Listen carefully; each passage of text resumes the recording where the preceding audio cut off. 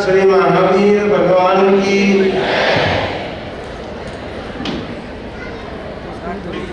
के प्रथमाचार्य चारित्र चक्रवर्ती आचार्य श्री शांति सागर जी महाराज की,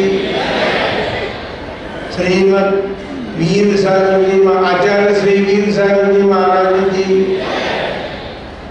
परम पूज्य आचार्य श्री शिव सागर जी महाराज की, परम पूज्य दीक्षा गुरुवर्य आचार्य श्री धर्म सागर जी महाराज की, परम पूज्य आचार्य श्री अजित सागर जी महाराज की, परम पूज्य शिक्षा गुरुवर्य आचार्य कल्प श्री सुर सागर जी महाराज की, श्रीमद जैन धर्म की दशलक्षण महापर्व की, उत्तम संयम धर्म की, परम पूज्य आचार्य श्री वर्तमान सागर जी महाराज की,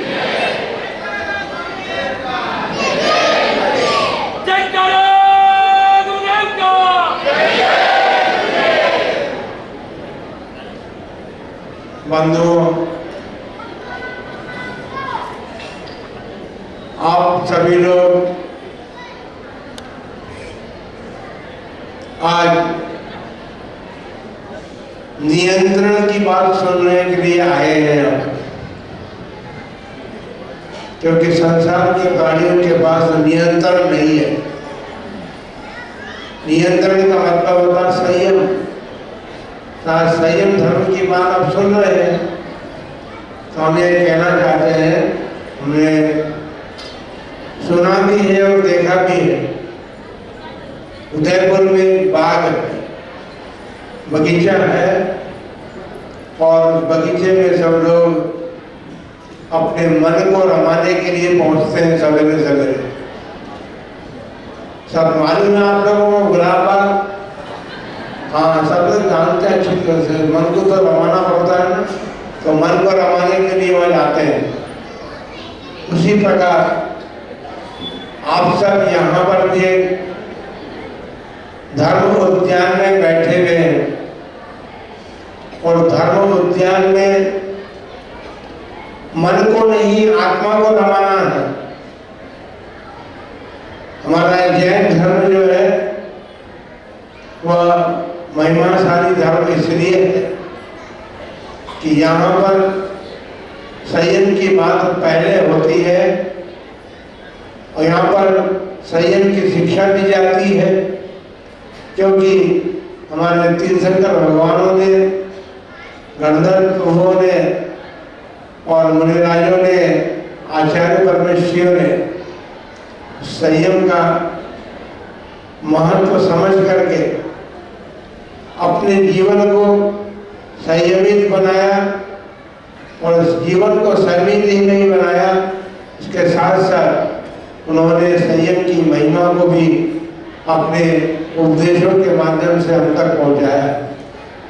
बंधुओं, 20वीं शताब्दी में परम पूज्य चारित्र चक्रवर्ती आचार्य श्री शांति सागर जी महाराज हुए, और उन्होंने अपने संलेखना साधना के 26वें दिन, जहाँ 22 मिनट का एक अंतिम संदेश दिया, और उस अंतिम संदेश में उन्होंने ये बात कही थी, संसार के प्राणी सब जिस बात से भयभीत हैं, तो उन्होंने कहा था बाबा नो व्यू नका। बाबा नो का मतलब है प्राणियों, संसार के प्राणियों डरो मत। तो क्या करें महाराज? संयम धारण करा, संयम को धारण करो। संयम से सभी भयभीत होते हैं। अभी यदि किसी से कहा जाए, ये बात अलग है कि अभी आप धर्म उद्यान में विराजमान हैं और आपको एक परम सौभाग्यमय अवसर मिला है कि 10 लक्षण महापर्व प्रतिवर्ष आता है। उस 10 लक्षण महापर्व में आप सभी कुछ न कुछ संयम धारण करके अपना जीवन व्यतीत करते हैं।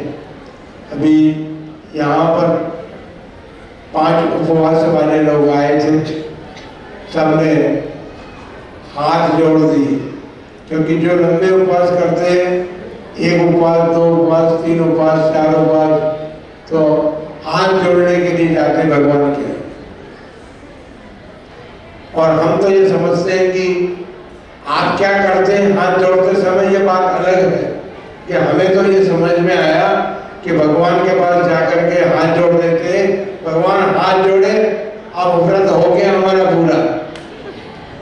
तो ऐसा नहीं, संयम से भयभीत मत रहिए। संयम को तो धारण करने का मानस हमारा सदैव बना रहना चाहिए। पूजा के अंतर्गत आपने लोगों ने पढ़ा है, एक क्षण भी, एक समय भी हमारा संयम के बिना नहीं व्यतीत हो। संयम का मतलब उपवास ही करना ऐसा नहीं है।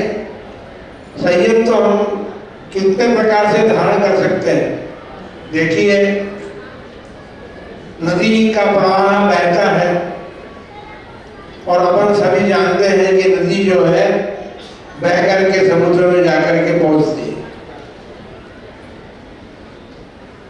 समुद्र लोभी है, चाहे जितनी नदियां बह करके वहां पहुंचे, लेकिन उसका पेट कभी नहीं भरता। नदी बहती है, लेकिन नियंत्रित होकर के बहने वाली नदी जो है, अर्थात अपने दो तट जो बहते हैं, उन दोनों तटों पर वो नदी बहती है, तो फिर विनाश किसी का नहीं करती। तट से बाहर बह होकर के बहती है। जैसे वर्षा ऋतु का समय अभी चल रहा है, वर्षा भले नहीं बरस रही हो, अच्छी बात है, क्योंकि नहीं तो फिर वर्षा ऋतु के भय, वो भी एक भय हो जाता कि वर्षा ऋतु बरस रही है, हम कैसे जाएं।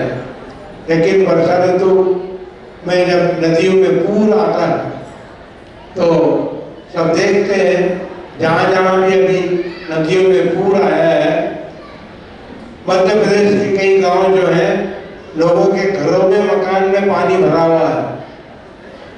इतनी बाढ़ नदी में आई, उसका कारण क्या है? उसका कारण है कि नदी ने अपने बहाव के जो मार्ग था, उस मार्ग को छोड़ दिया, असहनीय होकर के बहने लगी, इसलिए उसने विनाश की लीला फैला दी। बंधुओं, नियंत्रण कहाँ कहाँ करना है? हमारे पास, हम सब संगी जीव हैं, हमारे पास मन भी है, हमारे पास वाणी भी है, और हमारे पास शरीर भी है, काय भी जो है। तो मन, वचन और काय तीनों का नियंत्रण हमको करना चाहिए। मन का नियंत्रण जो है, हमारे मन को धर्म में लगाने में काम बनेगा।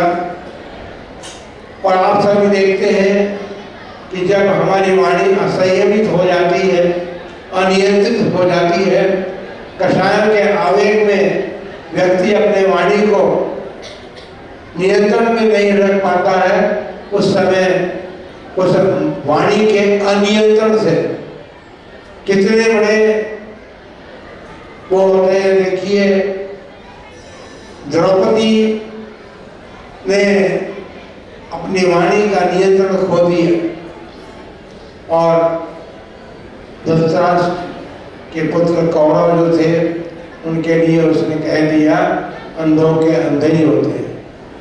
बस इतनी सी बात थी, लेकिन बात थोड़ी सी थी, पर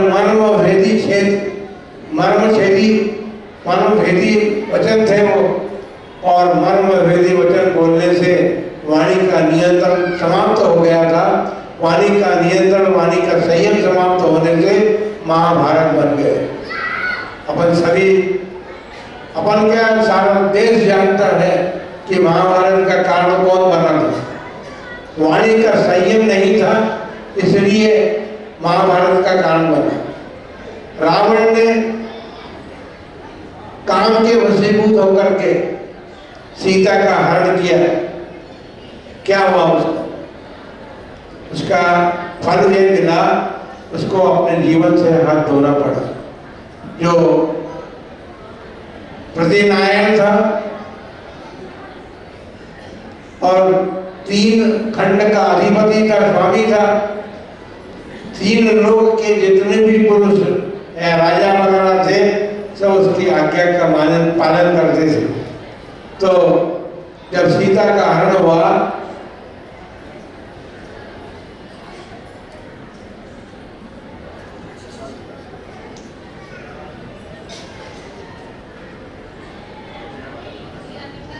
बैठ जाओ, वहीं पे, वहीं बैठ जाओ, बैठ जाओ वहीं पे।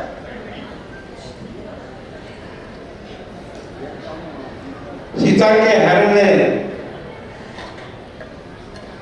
रावण की मृत्यु में कारण बन करके, और खैर जो जन्मता है वो मरता है, इसमें कोई दो राय नहीं है, लेकिन कोई ना कोई कारण अवश्य बनता है जिसके कारण जीव को अपने जीवन से हाथ भी धोना पड़ता है बंधुओं। इसलिए क्योंकि रावण के मन में नियंत्रण नहीं रहा, सीता के प्रति उसके भाव खराब हो गए। और पर एक बात जरूर, मन नियंत्रित नहीं रहा, लेकिन उसका काय जो था, शरीर जो था, वो अपने नियम के प्रति नियंत्रित रहा। उसने एक नियम दिया था कि जो स्त्री मुझे नहीं चाहेगी उसके साथ मैं जबरदस्ती नहीं करूँगा, और यही हुआ। सीता को वो स्पर्श भी नहीं कर सका। बंधुओं, ये तो रावण का नियंत्रण था, इसलिए सीता का जीवन बचा, उसका शरीर तो बचा। और बस सीता स्वयं पतिव्रता थी, उसके पास भी संयम था, उस संयम के कारण ही उसका जीवन रक्षित हो पाया, उसका संयम बचा रहा। नियंत्रण का बड़ा महत्व है। अपन देखें, हमारे पास 5 इंद्रियां, पांचों इंद्रियां हमारे नियंत्रण में नहीं रहेगी तो हमारा वर्तमान जीवन किसी भी दशा में जा सकता है। व्यसनों में फंसे हुए लोग अपने जीवन को बर्बाद कर रहे हैं। व्यसन एक ऐसी बुराई है, चाहे वो 1 हो या 7 हो, जिनके जीवन में 1 है वो भी नाश को प्राप्त हो रहे हैं, और जिनके जीवन में 7 व्यसन लगे हुए हैं वो तो फिर उनका तो कुछ कहना ही नहीं है। तो बंधुओं, हमें ये मनुष्य जन्म तो मिला है, लेकिन मनुष्य जन्म मिलने के साथ हमारे मन में ये जो भाव उत्पन्न होते हैं कि सब कुछ करने के लिए है, हमारी जैसी इच्छा होती है, क्योंकि हमारी इच्छा में नियंत्रण नहीं है, हम उस पर, हमारे वश में नहीं है हमारी इच्छा है, और जैसी इच्छा होती है वैसा हम कार्य करते हैं। उसके कारण हमें अपने जीवन से हाथ धोना पड़ता है। ऐसा क्या चीज है संसार में? आपके पास नेत्र इंद्रिय, चक्षु इंद्रिय के द्वारा आप देखते हैं, पर संसार में कौन सा ऐसा पदार्थ है जिसको अभी तक आपने नहीं देखा? महाराज, मैसूर गार्डन को अभी तक देखा नहीं, वहां तो जाना, क्योंकि मैसूर गार्डन है। अरे आपके गांव में, आपके शहर में बगीचा है, तो मैसूर का गार्डन कोई अलग तरीके का थोड़ी है। लेकिन महाराज क्या करें, सारी दुनिया देखने के लिए आती है मैसूर गार्डन को। उदयपुर में तो बहुत कम लोग आते हैं, भले जिलों की नगरी है, लेकिन यहाँ के गार्डन बगीचे को देखने के लिए इतने लोग नहीं आते जितने कि विदेश से भी लोग आकर के मैसूर गार्डन को देखते हैं। तो मैं भी मैसूर गार्डन देख करके अपने जीवन को सार्थक करूँगा। अरे गार्डन में क्या चीज, कौन सा ऐसा पदार्थ है या वहां पर जो कुछ भी, जो कुछ देखने के लिए जाएंगे या जाते हैं, वहां कौन सी ऐसी वस्तु है जिसे अभी तक आपने अनादिकाल से अभी तक नहीं देखा। संसार के जितने भी पदार्थ हैं, नेत्र इंद्रिय के सारे विषयों को आपने भोग लिया, फिर भी आप टेलीविजन और मोबाइल लेकर के बैठते हैं, यूट्यूब देखते हैं। आपको पता है यूट्यूब आदि क्या, मोबाइल में आप जो कुछ परोसा जाता है उसको देखते हैं, आपका मन प्रसन्न तो होता, मनोरंजित होता है, लेकिन उससे जीवन कितना खराब होता है। हमको बड़ा आश्चर्य है इस बात का। अभी कुछ दिन पहले पंडित हसमुख जी यहाँ पर आए थे, उन्होंने एक बात कही कि महाराज ये मोबाइल ने हमारे बच्चों का क्या, बड़े बड़ों का जीवन खराब कर रखा है। उन्होंने कई बच्चों जो हॉस्टल में रहते थे उनके मोबाइल पकड़े हैं और मोबाइल पकड़ के उनकी फाइलें नोट बनाई है कि ये बच्चे क्या क्या कर रहे थे। उस मोबाइल के अंदर जो कुछ भी परोसा जाता है उसको नेत्र दीजिए देख करके, और नेत्र दीजिए के द्वारा उसको देख करके हमारा मन तृप्ति का अनुभव करता है, लेकिन ये नहीं देखता कि उसने हमारे मन को कितना विकृत किया है, कैसे विकार उसने उत्पन्न किए हैं। विद्यार्थी जीवन में भी यदि इस प्रकार की स्थिति अनियंत्रित रही तो फिर आगे चल करके उसका क्या होगा। बंधुओं, आपने रसना इंद्री के वशीभूत होकर के कौन सा पदार्थ अब तक सेवन नहीं किया। संसार का कोई पदार्थ नहीं है, क्योंकि अभी तो आप कहेंगे कि हमने ये नहीं चखा, लेकिन हम तो अनादिकाल के हिसाब से बात कर रहे हैं कि अनादिकाल से अब तक ऐसा कौन सा पदार्थ शेष रहा जिसको आपके रसना इंद्रिय ने स्वाद नहीं लिया हो। उसका सुगंधित पदार्थ ऐसा कौन संसार में है जिसका आपने कभी आपकी घ्राण इंद्रिय ने सूंघ करके उसका सेवन नहीं किया। पांचों इंद्रियां हैं, कर्ण इंद्रिय, श्रोत्र इंद्रिय है। आप संगीत सुनते हैं और संगीत सुन करके आप हर्षित होते हैं, लेकिन हर्षित होना अलग बात है। वो आपकी केवल ये इंद्रियां जो है काय से संबंधित है और आत्मा से भी संबंधित है, क्योंकि इंद्रियावरण कर्म का जब क्षयम होता है तभी इंद्रियां अपने विषय को ग्रहण कर पाती है। ये आंख कान तो बाहर की चीज है, तो ये बाहर की चीज का महत्व नहीं है। अंतरंग में जो हमारे कर्म बैठा हुआ है वो इंद्रियावरण कर्म जो है वह सतत हमारे क्षयम को प्राप्त होता है, और उस क्षयम के कारण हम उन इंद्रियों के विषयों को ग्रहण कर पाते हैं। लेकिन इंद्रिय के विषयों की बात अभी सभी जानते हैं। आप स्वयं देखें कि इंद्रिय विषय हमें व्यसन की ओर ले जाते हैं। इंद्रियों का विषय ग्रहण करना भी एक व्यसन है, और उस व्यसन के कारण हमारा जो शरीर है, जिस शरीर के प्रति हमारी ममता है, जिस शरीर को हम सजाने में न जाने कितना धन व्यय करते हैं, और उस शरीर के पीछे उस शरीर को रोगी बनाने के लिए ये व्यसन और इंद्रिय का व्यसन जो है वो कारण बनता है।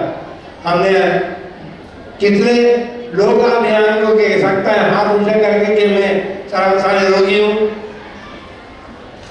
मंच पर बैठे हुए लोग भी नहीं कहेंगे, लेकिन मंच पर बैठे लोगों का इंद्रियों में नियंत्रण, शरीर बाहरी हवाओं से भी रोगी होता है, बाह्य वातावरण में उसको रोगी बनाते हैं, लेकिन अंतरंग में उन्होंने अपने जीवन में संयम धारण किया हुआ है, नियंत्रण प्राप्त कर रखा है, तो वो निरोगी रहते हैं।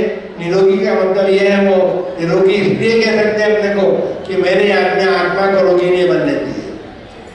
आपका शरीर रोगी होता है, आप शरीर का रोग दूर करने के लिए डॉक्टरों के चक्कर खाते हैं, लेकिन जहाँ आप इस उपवन में बैठे हुए हैं, धर्म का उपवन है, यहाँ पर धर्म की आराधना आप बैठ करके कर रहे हैं। इस धर्म आराधना से आपको अपने जीवन में पुण्य का अर्जन होगा, और पुण्य अर्जन होकर के ये पुण्य भी आपको आगे आगे बढ़ने में सहायक बनेगा। लेकिन यदि संयम धारण नहीं करेंगे, व्यसनों के भी पंचेंद्रिय के विषयों में आप लगे रहे तो आपका उत्थान नहीं हो सकता। नदी पर बांध मारा जाता है, नदी बहती है और उसमें बांध मारा जाता है। प्रसन्नता सब लोग अनुभव करते हैं, डेर बंद गया है, अब नदी का पानी रुक गया है। लेकिन नदी का बहाव तो उसका बहना स्वभाव है, वो कभी किसी के द्वारा रुक नहीं सकती है। बांध ने इतना जरूर किया है कि वो नदी आगे बह रही थी, उसको आगे बहना बंद कर दिया, लेकिन नदी का बहाव अब ऊपर उठ रहा है। नदी जो है डेम आपने जितना ऊंचा बनाया हो, लेकिन जब नदी का बहाव वहां पर रोक दिया गया तो पानी का बहाव तो रुका नहीं, पानी बह रहा है और पानी ऊपर की ओर उठ रहा है। तो बंधुओं, हमारे जीवन में हमको अवसर प्राप्त है, हम भी अपने जीवन में पंचेंद्रिय के विषयों की व्यसनों की तरफ बहते हुए बहाव को रोकने के लिए डैम बनाने का प्रयत्न करें। वो धर्म रूपी डैम या बांध जो बनेगा, उससे आपकी आत्मा ऊपर उठेगी।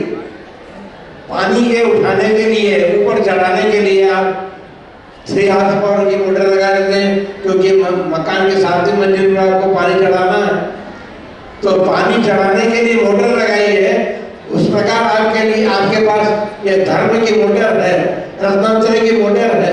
उस रत्नात्रय की मोटर के माध्यम से, धर्म के मोटर के माध्यम से आप अपने आत्मा को ऊपर लाने का प्रयत्न पुरुषार्थ करें। जीवन तो आपको कई बार मिला है, मनुष्य जीवन भी आपने अनेक बार प्राप्त किया है और यह मनुष्य जीवन पुनः प्राप्त हुआ है और श्रेष्ठ कुल की प्राप्ति आपको भी है। इसलिए इस श्रेष्ठ कुल में जन्म लेकर के आप अच्छे कार्य करें, जिससे आपका जीवन अच्छा बने, आपका जीवन नियंत्रित हो और नियंत्रण के साथ साथ आप अपनी आत्मा को ऊपर उठाने का प्रयत्न करें। उत्थान की ओर आपकी आत्मा उठे और उत्थान के माध्यम से आप अपने जीवन को, ये जीवन तो क्या है, जीवन आत्मा के साथ आपका शरीर लगा हुआ है या शरीर में आत्मा विराजमान है, तो आपका ये शरीर रूपी मंदिर जो है, जिसमें कि आत्मदेव विराजमान है, उस आत्मदेवता की आराधना करने का सौभाग्य आप प्राप्त करें और इस मनुष्य जन्म को सार्थक करें। इन्हीं भावनाओं के साथ जब महावीर भगवान